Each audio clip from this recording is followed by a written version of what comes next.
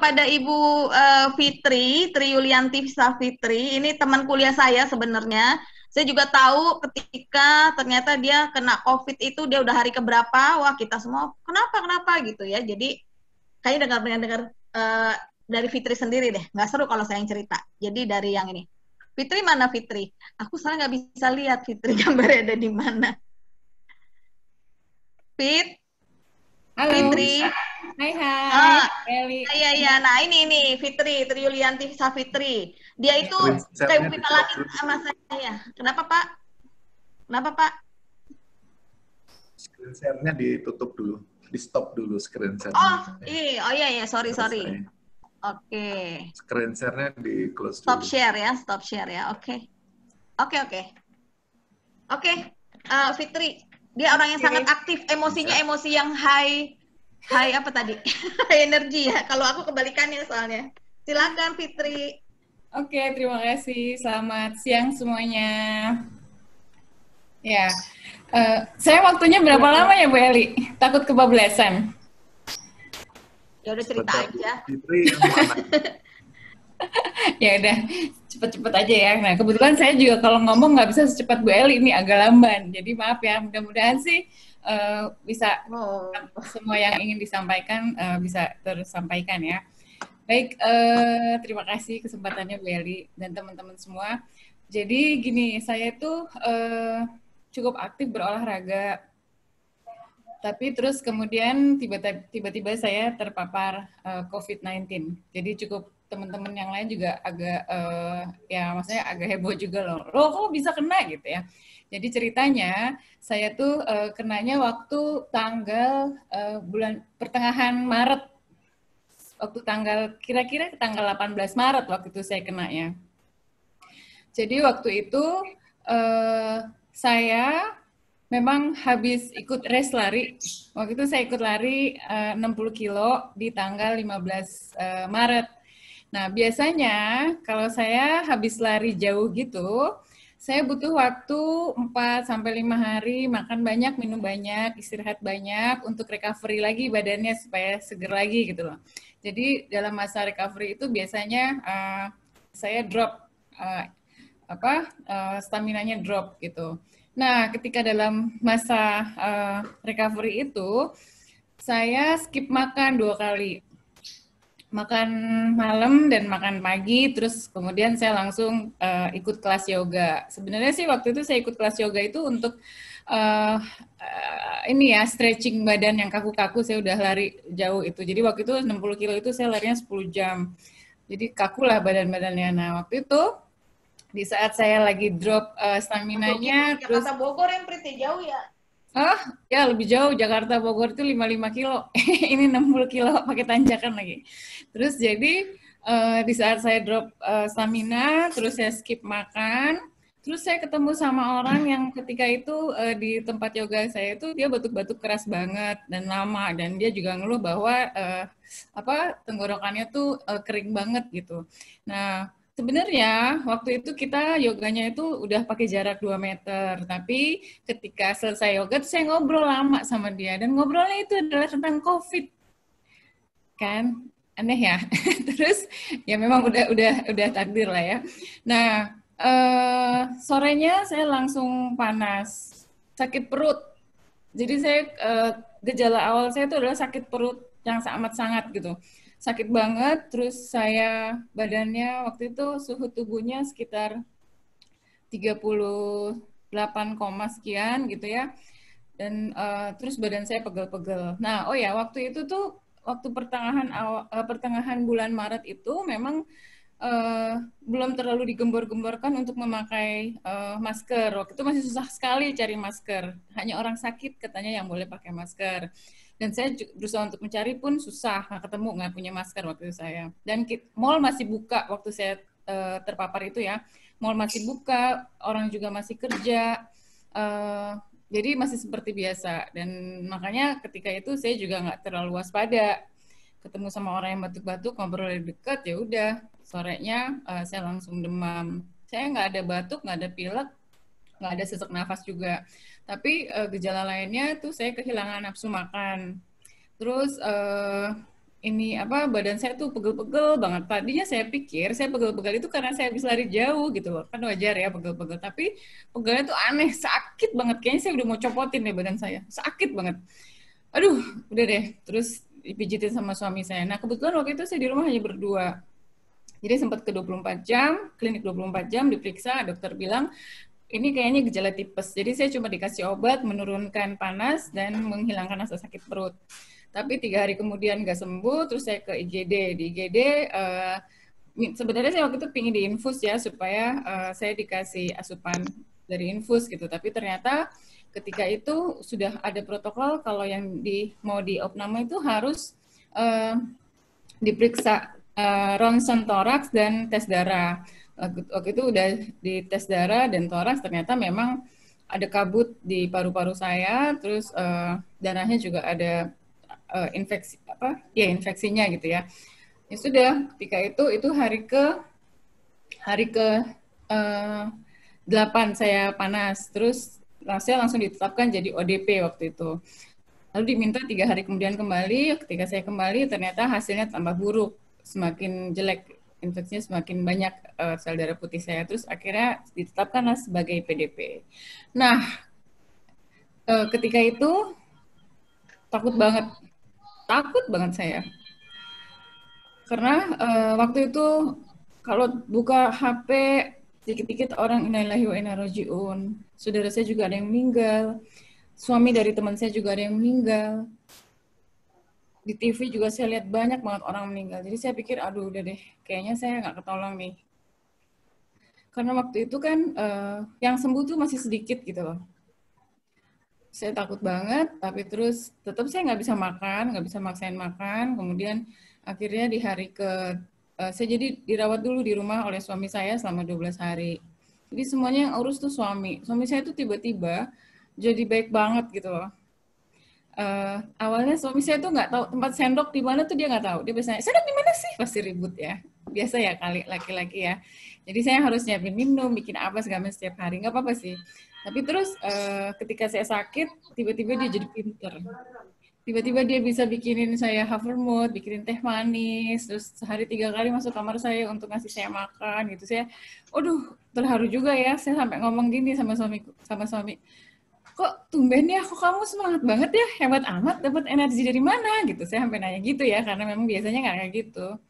Terus dia bilang katanya energinya dari cinta katanya. Gombal ya. Terus ya udah, maksudnya itu membuat saya senang gitu ya. Ternyata gitu ya, saya nikah udah sekitar 20 tahun ya. Jadi kayaknya denger dia ngomong gitu kaget juga. Apa nih gitu. Tapi itu bikin saya senang gitu. Kayak kok kayaknya dia berharap saya untuk sembuh gitu. Dan setelah 12 hari di rumah, terus kemudian dia tidak terpapar alhamdulillah karena memang dia menjaga diri banget. Jadi dia makan yang banyak, vitamin, terus dia berjemur setiap hari itu jam 10-an tuh pasti dia di atas berjemur gitu. Dan dia juga bersemangat supaya dia tidak sakit, supaya dia bisa mengurus saya gitu. Jadi semangatnya itu pun jadi kayaknya membuat dia tidak terpapar. Dia juga akhirnya sudah di CT scan ternyata memang aman gitu loh, sehat, nggak ada apa-apa gitu. Akhirnya karena saya tidak bisa makan lama, akhirnya terus saya dibawa ke poli penyakit dalam di Rumah Sakit Azra Bogor. Dan awalnya nggak boleh, untuk masuk di situ juga harus di CT scan. Di CT scan terus dokternya juga langsung bilang, wah ini ada virus nih, waduh mau pingsan rasanya, takut banget dah. Terus ya udah akhirnya boleh dirawat tuh di situ. Walaupun awalnya dia agak keberatan. Katanya sih mereka nggak terlalu mau banyak menerima pasien COVID yang waktu itu kan masih suspek ya. Dia nggak mau banyak-banyak, tapi suami saya memaksa karena waktu itu saya udah lemes banget, udah dehidrasi, nggak makan 12 hari, makannya dikit-dikit banget ya. Terus akhirnya boleh dirawat di sana, padahal waktu itu tuh kamarnya tuh cuma ada kamar yang digabung sama laki-laki. Jadi ada kamar 4 orang, diisi 2 orang, dan waktu itu cuma ada 1 orang. Jadi dokternya bilang, Pak ada, tapi digabung sama laki-laki. Udah nggak apa-apa, kata suami saya. Yang penting saya selamat, bisa diinfus. Alhamdulillah terus diinfus. 3 hari saya udah bisa makan. Terus jadi waktu itu sudah lebih aman rasanya. Cuman ketika saya tahu bahwa hasil waktu saya 3 hari di sana itu baru keluar swab pertama saya dan adalah positif. Aduh, itu mau pingsan. Takut banget. Ya Allah, udah deh bener nih positif nih aku. Waduh, kayaknya nggak lama lagi hidupku. Udah kayak gitu deh rasanya. Dan tiba-tiba dalam keadaan kayak gitu itu saya langsung ingat semua dosa-dosa saya. Lalai-lalai saya, sering lalai sholatnya telat, sholat buru-buru gitu, ngaji juga buru-buru, sekali-sekali banget. Terus sama suami itu juga saya juga nggak ngurus-ngurus amat karena saya suka banget olahraga, jadi saya tuh lari, saya ikut triathlon, saya lari jauh, jadi banyak waktu yang saya pakai untuk latihan olahraga. Jadi saya berangkat latihan lari, suami saya masih di rumah gitu. Terus saya pulang lari, suami saya udah berangkat. Terus malam-malam saya pulang nge-gym, suami saya udah pulang duluan, saya baru pulang nge-gym. Karena memang kalau saya larinya lari jauh, jadi latihannya tuh harus intensif, harus ada latihan strength buat kaki, macam-macam deh. Jadi kayaknya memang saya banyak lalai, nggak terlalu ngurusin suami gitu. Jadi rasanya waktu saya sakit itu langsung terbayang betapa banyak banget gitu lalai saya. Dosa-dosa itu langsung terbayang. Terus udah deh, ketika itu rasanya pingin deket sama Allah terus gitu. Jadi saya banyak istighfar. Sampai saya nggak mau nonton TV waktu itu. Saya pikir kalau saya nonton TV itu mengganggu waktu saya berdoa sama Allah. Jadi saya nggak mau nonton TV. Saya banyak doa, minta maaf terus-terusan. Saya banyak ngaji juga, baca Quran. Nah, kebetulan juga waktu itu tiba-tiba ada orang nawarin, Bang mau ikut ini nggak Hafiz on the Street, jadi ngafalin ngafalin Quran 1 hari 1 ayat gitu ya. Terus tiba-tiba ada yang bantu ke situ. Akhirnya saya jadi sibuk untuk ngafalin itu ayat. Jadi terus saya nonton YouTube. Jadi saya sibuk dengan ya deket sama Allah terus gitu. Akhirnya saya alhamdulillah nggak terlalu panik lagi gitu loh. Padahal kalau dipikir waktu saya di rumah sakit itu setiap 1 jam itu ada ambulans lewat setiap 1 jam. Lewatin rumah sakit saya gitu. Dia kelewat ke kiri, ke kanan, ada mobil jenazah 2, ada beriringan, datang lagi tuh lewat lagi tuh ambulans. Aduh, udah deh serem banget. Jadi saya pikir aduh saya nggak akan lama lagi. Cuman akhirnya saya pikir saya harus ikhlas ya, saya harus pasrah. Maksudnya saya udah nggak bisa apa-apa lagi kan. Memang sih umur kita di tangan Allah, tapi kan nggak tahu nih apa sekarang ini saya emang udah selesai hidup saya, kita kan juga nggak tahu. Jadi kebetulan saya juga nelpon saudara saya yang banyak ilmu agamanya, belajar sunnahnya udah lama, akhirnya dia bilang udah yang penting kamu sekarang untuk berbuat baik lah, maksudnya banyak beribadah, banyak ngaji, banyak istighfar. Nanti kalau misalnya ada apa-apa ya nggak apa-apa, kamu udah menuju yang baik gitu kan. Jadi jangan takut lah. Nggak boleh, kalau takut itu nanti kamu tambah stres gitu kan. Ya udah, akhirnya saya berusaha untuk tenang dengan banyak baca Quran. Dan lagi karena kalau baca Quran itu kan melatih nafas juga. Karena waktu itu kan paru-paru saya juga nyeri banget waktu itu. Jadi katanya latihan pernafasan gitu. Ada yang bilang udah yoga aja. Tapi saya pikir aduh mendingan ngaji ya. Kalau ngaji itu kan saya dapat 2, dapat latihan nafasnya, saya dapat pahalanya juga insya Allah kalau saya ikhlas untuk Allah, terus saya juga dapat ketenangan hati gitu. Ya udah akhirnya saya banyak melakukan itu sih.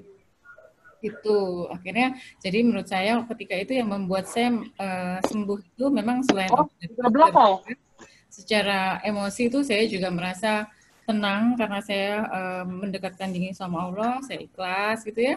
Terus saya juga senang karena suami saya banyak membantu dan memberikan dukungan ke saya, dia bikin saya seneng gitu. Terus saya juga baca-baca ini WA teman-teman saya tuh, saya keluar dari semua grup karena saya takut gitu karena baca, aduh ini lagi semua isinya.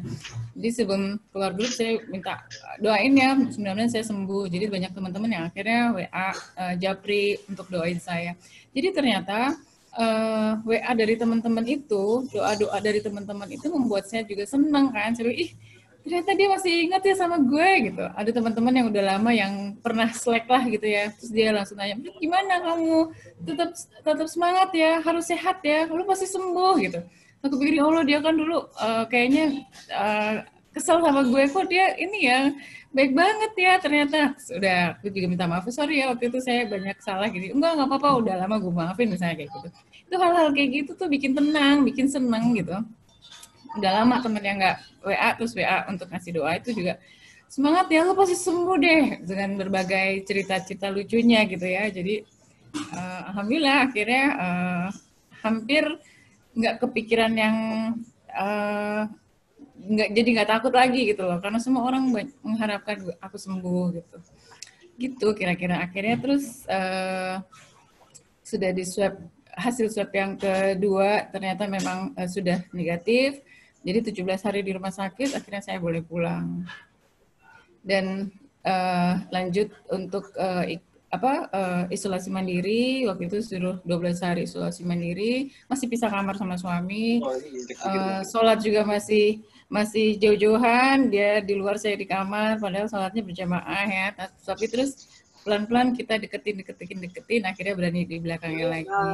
Akhirnya dapat hasil swab yang ketiga negatif. Jadi saya akhirnya dapat 2 kali negatif. Akhirnya alhamdulillah sudah dinyatakan sembuh gitu, dan sampai saat ini nggak ada keluhan apa-apa sih, alhamdulillah gitu. Jadi teman-teman mudah-mudahan nggak ada yang kena ya, karena memang serem banget. Sakitnya tuh sakit itu sih seperti sakit mah dan sakit DBD ya. Jadi tulang-tulangnya tuh kayak ngilu semua badan tuh ngilu, sakit dan nggak bisa makan. Dan yang paling bikin nggak enaknya itu adalah rasa takutnya itu yang benar-benar, nggak mau lagi deh. Jadi mudah-mudahan semua teman-teman dalam keadaan sehat, nggak ada yang terpapar COVID. Jadi amin. Itu ya, jadi kan semua udah tahu ya caranya gimana. Ini teman-teman dari bidang kesehatan semua juga ya. Amin. Harus pakai masker, cuci tangan, jangan kumpul-kumpul. Kalaupun terpaksa harus keluar rumah, benar-benar pakai masker. Jangan bosen deh, nggak boleh bosen pakai masker dan cuci tangan. Itu aja. Dan satu lagi, makanan harus benar-benar makan yang benar gitu. Jadi kayak saya sebenarnya orang-orang bilang, lo kan olahraganya banyak, kok bisa sakit sih gitu misalnya. Ya jelas aja karena ketika itu saya lagi drop karena terlalu capek dan skip makan gitu. Jadi maksudnya jangan sampai tuh kejadiannya kayak gitu. Kalau misalnya kita harus banyak kerjaan bikin makalah, tugas-tugas kuliah gitu, terus kita harus begadang, capek, ya jangan keluar dulu lah. Makan yang banyak, istirahat yang tambahin istirahatnya gitu. Jadi benar-benar dalam keadaan sehat kalaupun kita harus keluar gitu Welly. Kira-kira gimana teman-teman, ada yang mau tanya? Setelah mau nanya sedikit, setelah sembuh pernah di ronsen lagi nggak? Soalnya kalau saya lihat itu sih olahragawan aja bisa tadi ada kabut di paru-paru, dan itu saya pikir dokternya hebat banget karena di pertengahan Maret atau sebelum April itu kan belum 30 Maret masih banyak dokter yang nggak care. Karena setelah itu aja ponakan saya yang di Surabaya juga kena COVID dan meninggal gitu. Ya. Itu di ronsen lagi nggak? Ya, jadi saya ronsennya tuh setiap ambil darah itu saya selalu di ronsen. Jadi saya ronsen 2 kali, lalu di CT scan juga 2 kali. Ketika mau masuk di rumah sakit, itu saya di CT scan. Rumah sakit yang saya harus 17 hari di opname ya, jadi hari ke-13 itu saya di CT scan, ada bercak. Maksud saya setelah isolasi, karena kalau ponakan saya di CT scan, di MRI, di tracheostomi, di apapun, baru 10 hari baru ketahuan kalau COVID seperti itu gitu. Tapi ini mungkin dokternya pengalaman, dan ini maksud saya setelah isolasi mandiri, apakah di ronsen lagi nggak? Saya pengen tahu apakah paru-paru itu normal kembali atau masih ada bekas-bekasnya gitu. Oke, jadi gini Bu, saya ceritakan dari awal. Jadi saya isolasi mandiri 12 hari pertama itu saya udah 2 kali di ronsen ya. Kemudian hari ke-13 saya di CT scan lagi. Kemudian saya sehari sebelum pulang, jadi hari ke-29 waktu saya mau pulang, saya di CT scan lagi. Dan sampai saat ini belum ada keluhan, tapi saya diminta sama dokter parunya untuk kontrol lagi 2 bulan setelah saya keluar dari rumah sakit. Jadi masih sekitar 2-3 minggu lagi saya akan datang untuk ronsen. Iya, berarti nanti bisa ketahuan ya, maka apakah normal? Katanya sih Bu, itu akan ada seumur hidup ya parutnya itu ya. Jadi kayak saya tuh kayak ada apa sih namanya? Kelihatannya begitu. Jadi sel-sel yang sudah rusak belum kembali. Tapi karena situ olahragawan, saya sekarang merasa lebih apa maksudnya napas mudah apa ada kesulitan? Ya, kalau soal hubungan dengan paru-paru sih saya, karena saya ini belum berolahraga, saya dalam sehari-hari sih nggak terasa apa-apa ya. Tapi saya imunnya memang kayaknya turun deh. Mungkin karena habis sakit atau memang pengaruh dari COVID itu. Jadi saya kalau nyapu aja langsung bersin-bersin. Matanya gatel. Jadi saya nyapu sekarang pakai masker dan pakai kacamata gitu. Nah, tapi terus saya yakin kalau saya berolahraga lagi mungkin imunnya akan naik walaupun nggak banyak ya. Dan saya sudah mulai ikut workout sama teman-teman pakai WA chat itu, tapi baru sekitar setengah jam sampai 45 menit gitu ya. Rasanya sih ngos-ngosannya lebih karena ngos-ngosan yang saya pikir ya seperti udah lama nggak latihan aja gitu, karena kan 2 bulan tuh saya nggak latihan apa-apa, tapi terusnya nggak ada rasa-rasa yang mencurigakan ya, maksudnya napas jadi lebih pendek atau nyeri, itu nggak ada sih. Tapi terus saya juga banyak bener-bener berusaha untuk mengaji banyak, karena berusaha untuk, kan kalau ngaji tuh nahan napas panjang untuk selesai 1 ayat gitu ya. Nah waktu sebelum sakit ini saya kalau ngaji justru nafasnya pendek-pendek, tapi sekarang rasanya lebih panjang. Itu nggak tahu karena terlatih, apa karena banyak ngaji jadi lebih lancar ngajinya, saya juga nggak tahu tuh. Tapi mudah-mudahan sih. Memang kalau ngaji istilahnya nggak ada istilah terlambat ya. Jadi walaupun udah tua, teman saya udah pensiun baru belajar dan lebih hebat mungkin dari saya sekarang. Iya, asal banyak latihan ya Bu ya. Ya gitu ya Bu ya. Terima kasih banyak sharingnya, karena ini virus ini sebetulnya kalau dia mengalami mutasi juga bisa kena lagi. Orang yang udah kena. Sampai sekarang saya nggak berani keluar loh Bu. Ini udah 2 bulan ya, saya nggak berani keluar. Jadi kalau pergi pun misalnya perlu ke supermarket, saya pakai masker yang N95, terus saya benar-benar buru-buru, saya nunggu di mobil, suami saya yang nunggu ngantri bayar gitu. Temen saya ngajak lebaran ketemuan kemarin, aduh saya nggak berani, takutnya saya juga masih ada khawatir bisa menulari orang. Jadi kalau misalnya orang lain kena, nanti mereka nyalahin saya, tuh kan dia belum sembuh tuh, aku kena gitu misalnya ya. Terus saya juga takut orang menulari saya. Jadi saya benar-benar udah deh di rumah aja deh, pakai masker gitu. Kalau keluar tetap pakai masker. Jadi benar-benar berusaha untuk tidak tertular lagi, karena memang kan belum tentu imun dengan semua jenis COVID-nya ya. Katanya cuma 1 jenis aja saya imunnya. Mungkin tiap sholat kita berdoa mudah-mudahan pandemi ini segera diakhiri oleh Allah Subhanahu wa Ta'ala ya. Iya, benar Bu. Terima kasih banyak loh sharingnya. Iya, sama-sama Bu Kulsum. Bu Eli gimana? Ada yang mau tanya lagi apa dikembalikan ke Bu Eli? Pak Bu, saya mau nanya dulu Bu. Boleh, Mas Iqbal. Suplemen yang ini setelah sembuh itu Ibu ngapain aja gitu? Maksudnya untuk ngejaga kesehatan Ibu. Makan minumnya tuh kayak gimana? Saya sih waktu itu disuruh dokter melanjutkan vitamin ya. Vitaminnya saya lupa namanya apa.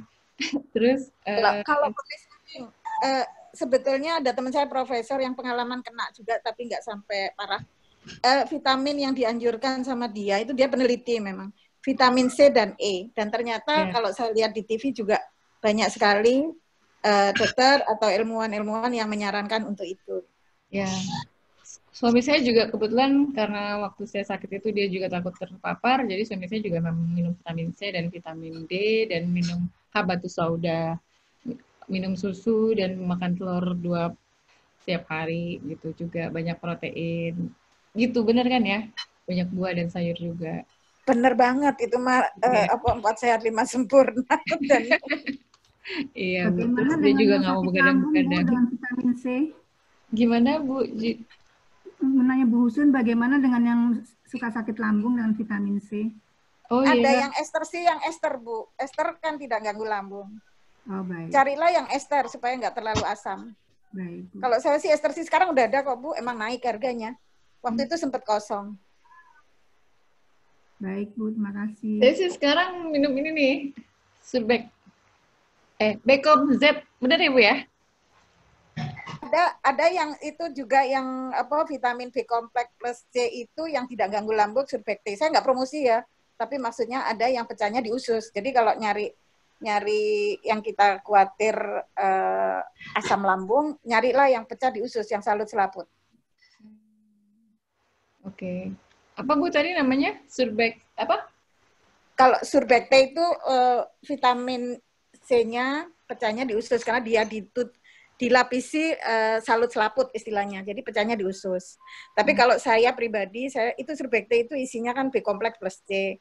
Kalau saya sih emang cuman vitamin C-nya ya yang saya ambil itu ester C. Tapi kadang-kadang sesekali baru minum yang ada B kompleks gitu. Makasih Bu. Senang juga ya di sini saya bisa sekalian tanya-tanya obat. Ya Bu Eli. Aku mau tanya. Oke. Oh ini enggak mau ada rencana itu enggak yang apa plasma tuh kan udah itu kan udah pernah COVID nggak mau ikutan jadi volunteer kovalen plasma. Saya kepingin, saya mau donorin darah saya, tapi kemarin saya dapat info yang dari RSCM itu ternyata yang diminta laki-laki. Oh gitu. Jadi ya udah nggak bisa. Diutamakan atau dia sih bilangnya mereka minta yang laki-laki gitu. Benar nggak ya itu ya? Kayaknya itu bukan langsung istilahnya mungkin bukan donor darah langsung ya. Dia ke PMI yang punya alat untuk langsung ngambil plasma itu. Waktu itu saya dapat info untuk ke RSCM. Jadi bisa dilakukan di RSCM. Itu dari PMI mana? Saya lihatnya sih dari RSCM ya, diminta untuk datang langsung ke RSCM. Kalau plasma konvalesen itu kayaknya PMI yang melakukan. Jadi bukan dari, kalau yang di RSCM itu mungkin istilahnya apa ya, bank darah ya. Iya, ya. Nah, kalau ini bukan darahnya yang diambil plasma, tapi iya. Itu PMI, kayaknya bisa menghubungi PMI DKI deh. Dokter siapa? Oh iya. Siapa? Ya, nanti saya coba cari ya Bu ya. Saya sih nggak apa-apa lah. Siapa tahu bisa bantu banyak orang ya. Mudah-mudahan. Gitu, Welly, dan teman-teman sekalian. Ada mau tanya lagi? Mumpung ada orangnya loh. Oke, kalau